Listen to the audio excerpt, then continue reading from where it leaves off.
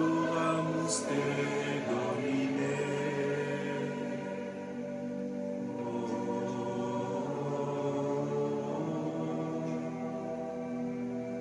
Adoramus te, Domine.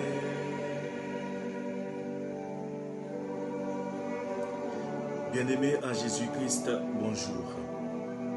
En cette 4e semaine de l'Avent, la liturgie oriente notre regard vers une jeune fille de Nazareth qui nous montre l'exemple. C'est Marie, notre Sainte Mère. Marie a vécu la plus grande aventure de l'humanité, celle des dieux venus dans notre chair.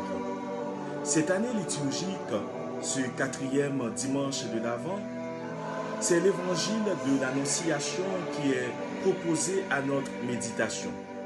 Cet évangile de l'Annonciation que nous le connaissons bien. C'est l'instant divin qui a entièrement bouleversé l'humanité. Regardons le témoignage de Marie dans ce passage tiré de l'évangile de Jésus-Christ selon Saint Luc au chapitre 1er du verset 26 au verset 38. Je vous invite à lire ce texte dans votre Bible. C'est un très beau dialogue entre l'ange Gabriel et Marie. L'ange Gabriel se rend chez Marie pour lui annoncer qu'elle a été choisie par Dieu pour être la mère de son fils. L'ange Gabriel, c'est l'archange, le messager de Dieu. Sa présence assure déjà à Marie l'action de Dieu dans sa puissance. Mais l'ange attend sa réponse. L'ange attend la réponse de Marie. En effet, quand Dieu appelle, il respecte la liberté de chacun. Alors, subitement, les idées se bousculent dans la tête de Marie.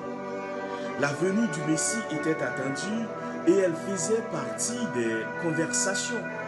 L'attente était réelle et partagée parmi ses contemporains.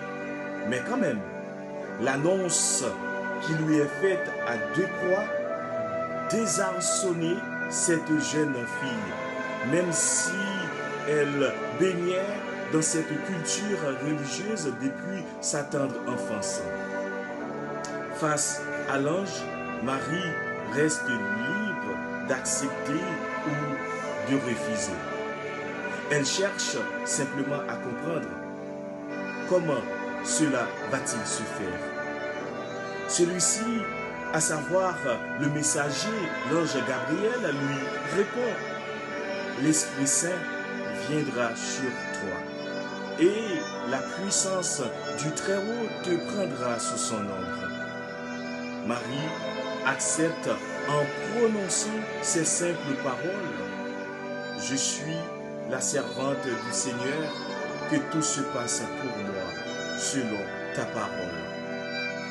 Et nous, marianistes, qui portons le nom de Marie, sommes-nous dans cette même disposition d'attente?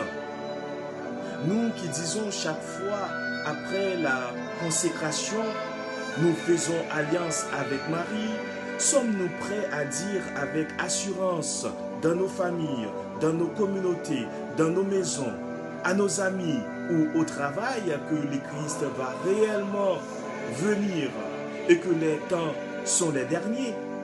Sommes-nous prêts? Sommes-nous prêts? Sommes-nous prêts à dire comme Marie, oui, qu'il nous soit fait selon sa parole?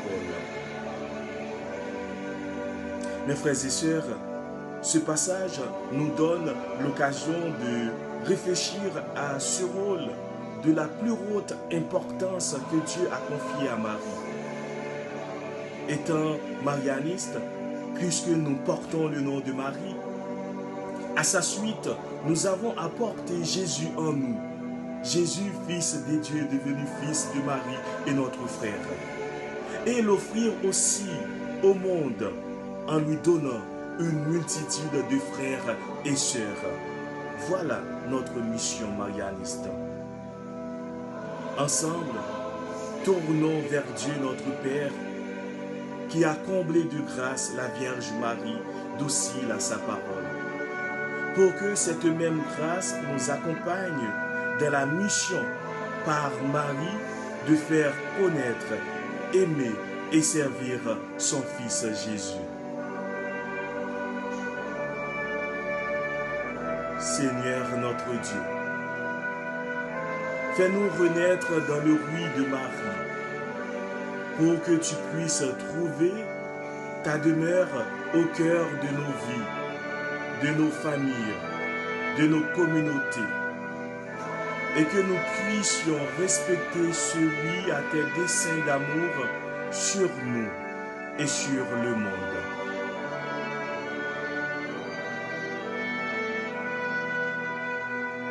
Que le Père et le Fils et le Saint-Esprit soient glorifiés en tout lieu par l'Immaculée Vierge Marie. Amen.